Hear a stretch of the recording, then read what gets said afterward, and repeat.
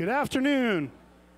Hey guys, want to thank you all for coming to this H1Z1 keynote. Best part about this, thank you. Now hopefully this is a crowd that likes a little more gore, likes the innocent slaughtering of newbies, and anything goes kind of PvP, because that's the kind of game we're making, guys. If you see The Walking Dead, you're gonna like H1Z1. So I've had the pleasure of being with this team for quite a while now. It's actually, my office is literally inside the H1Z1 bullpen. We actually started this game back in December of last year. We were working on something that we hadn't announced yet, a game called Sturm und Drang, which is a World War II FPS MMO MOBA that we're going to be going back to after we finish this. But in the middle of that, there was a gap where we needed to get some tech together for this new game we're making. And a lot of us had been playing DayZ. We'd seen Rust come out. And there was a real excitement on the team to put something out there that we could all kind of relate to. We all watch Walking Dead. We all enjoy the great zombie movies and the other great zombie games. And this was one of those ideas that just catches on like wildfire. And a few months later, we had a game.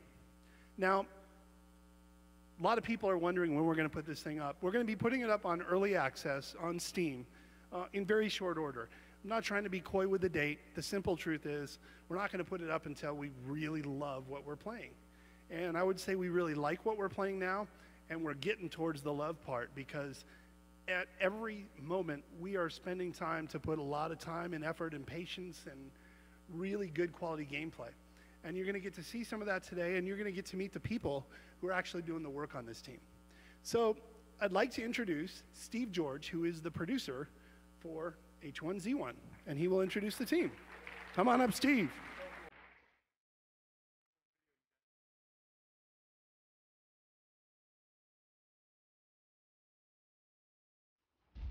H1Z1 is a game that we announced last week here at Sony Online Entertainment. It is a hardcore survival game, joining the ranks of many other greats, and just really excited to show you guys today. This will be the first reveal live, anyway.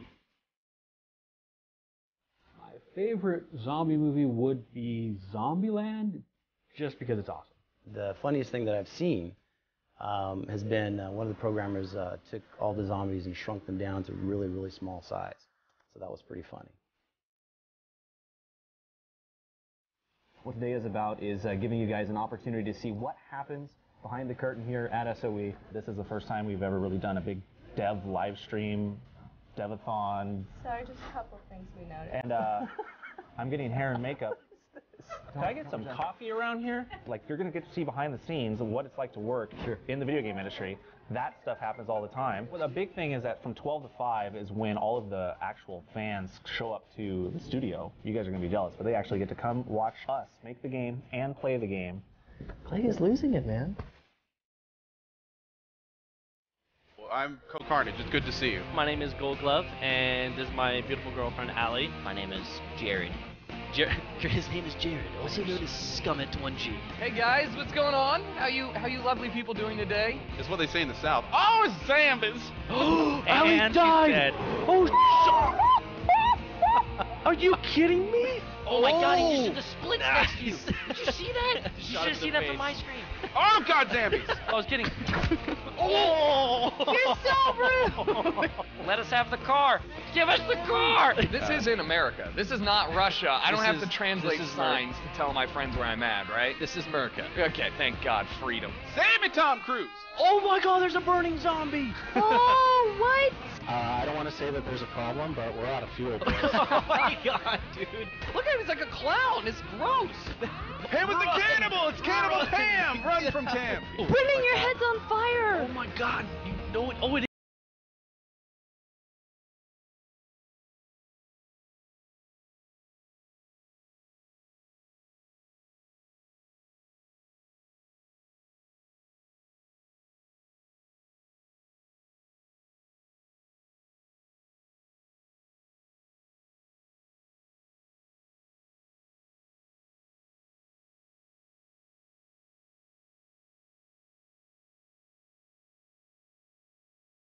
humanity has survived and we're still out here. Before I had a chance to check her retinal, the sheep jerked into a sitting position and grabbed me quite forcibly by the throat. I'm most excited about working on H1Z1 because it's a genre that I've always wanted to animate in. Thanks everyone for enjoying H1Z1. I'm glad to see all your guys' enthusiasm. Thanks to everyone on Reddit for posting and being active. It's really helpful to get on there and read what you guys are up to and thinking. And don't stop sending in questions on Twitter because it actually helps drive some of the conversations that happen here behind the scenes. Thank you for your interest in H1Z1. We hope to have something awesome for you to play. Thank you so much for tuning in. We'll see you guys next time. Bye. See you later.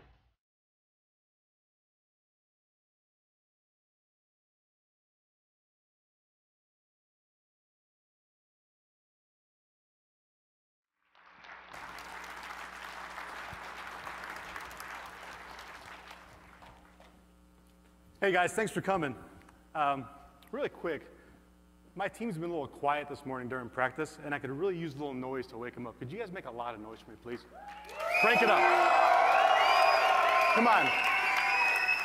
Is that going to help a little bit? That'll be good. All right.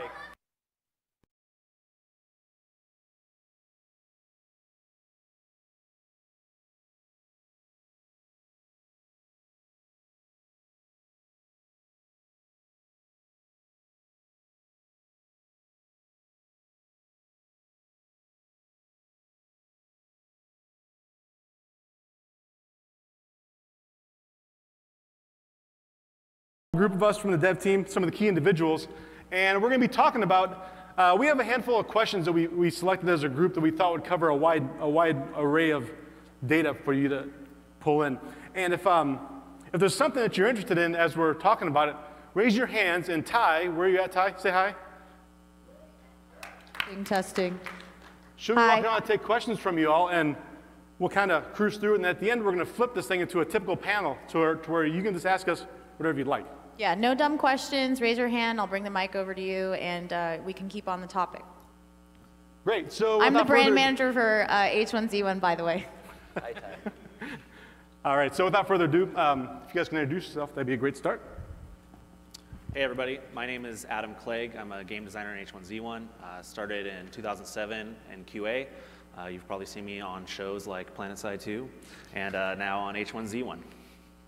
Hi, my name is Tom Schenk. I'm technical director for H1Z1. I actually started making games in 1990, been doing this for a little while. And I think I've published more games than Clegg's here had birthdays. So. Hi, my name is Bill Yates. I'm the art director on H1Z1, and I am totally scared of zombies. I mean, I don't even know how I ended up on this game. Yeah, hilarious. Hey guys, my name is Jimmy Wisenhunt. I'm a senior game designer on H1Z1. I work a lot in combat. I come from a long-standing history in FPS gaming, and I love zombies. Unlike Bill here, he's a little scared. He saves me. All right, so let's kick this off, you guys. How was H1Z1 born? Well, I mean, Smith talked a little bit about it. It kind of grew out of an R&D group put together to kind of see what we could do in rapid development and see what the Forge Light engine was capable of. And, you know, we just kind of put some things together, and, you know, the zombie one was just something that we were all excited about, Jimmy. I think that, you know, I think you were pretty excited. We were all pretty passionate about it, I think. Well, yeah, I mean, it was already something that I know several of us had been involved in already. Even the painstaking at the time, as painstaking as it was to try to play the games, because simply then it was no launcher, just a mod, and we loved that genre enough to be involved. Mm-hmm. And we tried a couple of different ideas, and we found real conflict when we started talking about survival genres, which is good in a creative environment. So, I mean, that was just it was just a perfect timing for it. Just kind of flowed from there and just kind of picked up and went on. Yeah. Yeah, I can remember we were in this area, and it was like we were working in a concrete bunker. There were no windows. The air was like, it smelled bad. Like once, remember they sprayed bug They were spray. soldering something in the AC system. But it was really cool because it kind of forced us to deal with, like Jimmy and I would always have disagreements on, like, oh, the zombies should be slow, the zombies should be fast. We still have that disagreement. But it was really cool because we were constantly iterating. We weren't afraid to try, like, because we were a small prototype team, to turn something on, play it. Okay, that sucked ass. Okay, turn it off, turn something else back on, and we're continually doing that right now. So. Yeah, I was pretty lucky to join the team after they got out of the bunker, and was able to just hop right in the game right from the get-go and start building things into the world. and it's been a really great experience so far, and I think it's coming together nicely. Yeah, it was interesting. As I walked into the team, there was already a playable product, and that was just, you know, within months, and I was running around killing zombies. It was pretty incredible. Typically, we spend a lot of time working on technology, trying to get to the point where we can get a model in the game. In this case, we had the plant side tech, and we hit the ground running. It was really neat. Do we have any questions out there yet? No? Ty will yell at you. Come on. I'll come over. Hey Ty, is there a bartender anywhere around here? We'll get that Can you in a send sec. one up? We'll get that in a sec. Right. You guys just took your shots. We not need a too drink. long ago. So, early access. You know, we talk about this a lot on live streams and such, and I think we need to touch base on this a little bit, you guys. Yeah, absolutely. I mean, early access in the realm of what early access is, it's an opportunity for us to get a game out quicker than we ever have. Not necessarily even just quicker, it's earlier in the development process than we ever have. Yeah, it's access that's early. Oh, thanks, Bill. Appreciate it. Good job, buddy. Boy, that's really deep That's and meaningful. So incredible, Bill. Thank you. Yeah, well, you know, I'm a gem of wisdom. I mean, You're something. making a massive game is difficult with a small group of people, so you have to have the community involved and get that out there so people can play it. Yeah, I mean, give you even, feedback. and that's a big tech part too. I mean, but from a design perspective, Clegg and I both came Planets, actually everyone up here came from PlanetSide too, so we all thought that something was going to work a certain way, and you're like, yeah, no, they totally will never get a mosquito inside of a biolab. We were wrong. That they'll use this weapon in this way, no shotguns or sniper rifles for a week. And like, early access, we get to start with the basics, a vertical slice, something that is a taste of each system, and iterate from there. We're not going to throw a bunch of features in and surprise you guys with things because we want your input and we want to see what you're doing. We want to see the hard data on how people are going to play our games. What I like to talk about is I'm finding that early access is actually perfect for an MMO because there are so many things, like Jimmy says, we can't just figure out until we get players in the game. So we're trying to get we're trying to get the core of the game right now. Once we let players in early access, then that's when the real fun begins. And that's when, you know, that's what early access was meant to be, is for an MMO, for all of us to just test the game with you guys. It's gonna be a lot of fun. Yeah, I think early on, it's probably nice to understand the fact that as players, we're opening the windows for you to look inside, but since you don't actually have the game in your hands yet, the only thing you can do is kind of speculate as to how things are gonna work and give us advice. But I think once we get it into your hands, that's gonna change the whole ball game, and we'll be able to take your opinions more strongly and try to work them into the game systems. Yeah, you can theory craft all day on paper, and it almost never translates like you want to in game. So exactly. Open policy as well, right? The open development policy we talked about. Correct. Yep. We have any questions, Ty? There's one in the back. Sure. Each question is one. Why don't you give your name and your game name or handle? Gotcha. I'm Elheim, and I got a chance to stream your game yesterday. Oh, hi. Thanks, guys. Love your stream. Anyway, so my question was getting my hands on the game. I started to see a lot of different elements that you guys were developing, such as, you know, weaponry. You've got vehicles. I even crafted a can of gasoline. How extensive is the interaction between all these things? Like, if I have a gun, you know, do I have a chance of getting a rocket launcher? Will my rocket launcher blow up the car? Will my gun shoot the tires out? Could I take gasoline and pour it around and then light it on fire? Like, the extensiveness of these interactions between all these things, how far does that go, or how far are you guys wanting it to go, I guess is what I'm asking. Well, so with early access, we're definitely going to have a core there. And once early access is in and we have players in the game, our main focus, and Smed tells us this all the time, is making the game deeper. We got to make the game deeper and deeper and deeper, like you say, be able to pour gasoline on the ground, light it on fire, to blow something up. Those are all things that we want to do to make the game, you know, just deeper. So right now we're just trying to get an early access game out there that has the core elements, and from there we can just, the sky's the limit. Well, and as a basic design philosophy on that, I mean, survival games have so much going on. I mean, it seems deceptively simple, but there are so many different features in the game that can affect each other, right? So if you have a gas can and everything else, sure, we want those things to interact, but let's just start with, you know, maybe a Molotov cocktail, and then go on to shooting a car. But those are definitely things we want to do. Yeah, this all plays into the idea of a vertical slice, and you hear us say this a lot, but it's really important. We're trying to provide a vertical slice of all the key components of the game. And once we have those fine-tuned to the point where we're happy with them, we can cookie cutter them out and make many iterations. For example, we'll take the off-roader vehicle. It's got 4 wheels, it's got suspension, it holds 4 users at one time. Now, once we're happy with the way that functions, bam, we get buses, we get trucks, we get Jeeps, and then John gets his 50 caliber mounted on top of the Jeep also, right, John? Yeah. He's been asking for that one, by the way. So if you guys see that in game, that's right there. It's his Jeep. Well, I mean, part of those systems is going to be, basically having that system like we've got now. One of the dreams we had was to burn down the entire forest, which is going to be a ways off. But the idea being that you can catch something on fire, and then that thing next to it catches on fire, and that goes on fire. And that system's already in place. We build upon that as we go farther.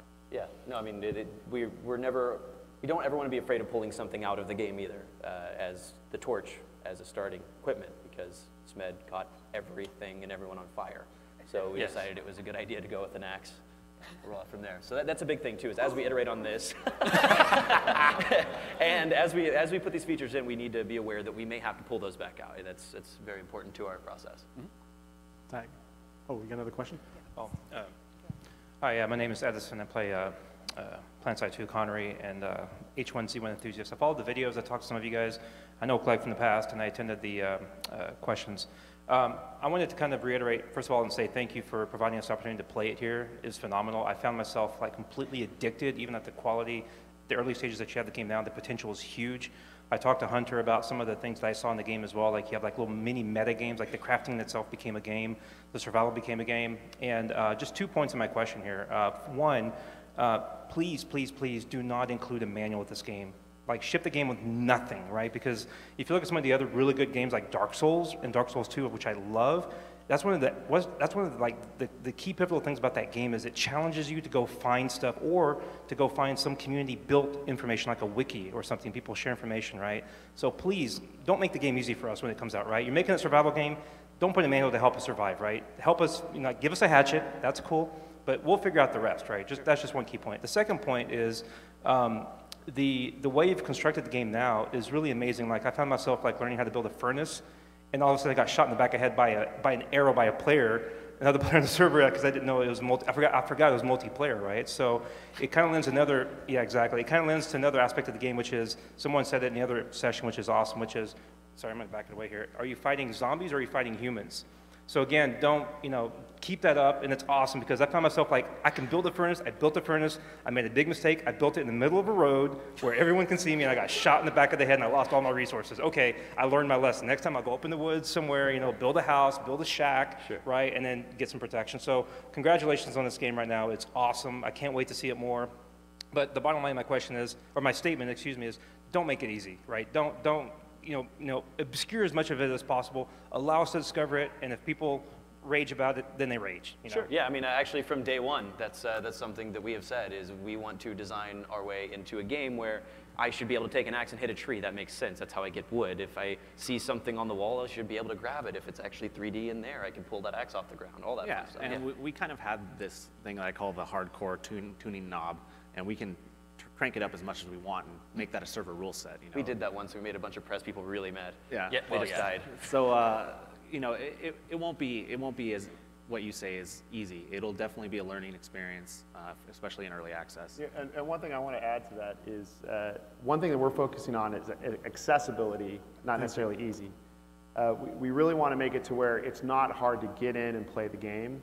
But that doesn't mean you can get in and play the game, you now have a Jeep with a 50 cal and a rocket launcher and it hovers. Well, I mean, that's the design We don't dream. want that, yeah. The design dream is easy to access, people are going to be able to understand it, and the challenges come in the decisions you make and, well, your ability to play the game. It's not UI standing in your way, it's not performance standing in your way, it's you standing in your own way. Okay, take a break. We got something really fucking important here. Oh my God. Oh, nice. Is this real? Sorry, Priorities.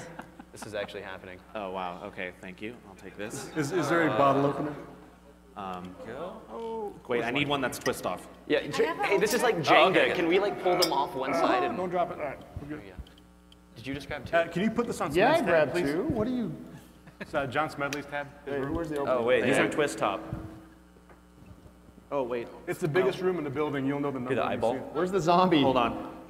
You just open the mouth. Oh, I'm fresh out of ones. I'm sorry. I don't have any cash. I'll get you next time. There you go. All right, so we were talking about H1Z1. This is real life. Survival. Yes. So yeah. Anyway, that's the design dream, right? You don't want your own game standing in the way of players accessing it. So hardcore doesn't mean challenging to access. Hardcore means you're going to be punished for making bad decisions, pretty much. Definitely. But to touch on the subject.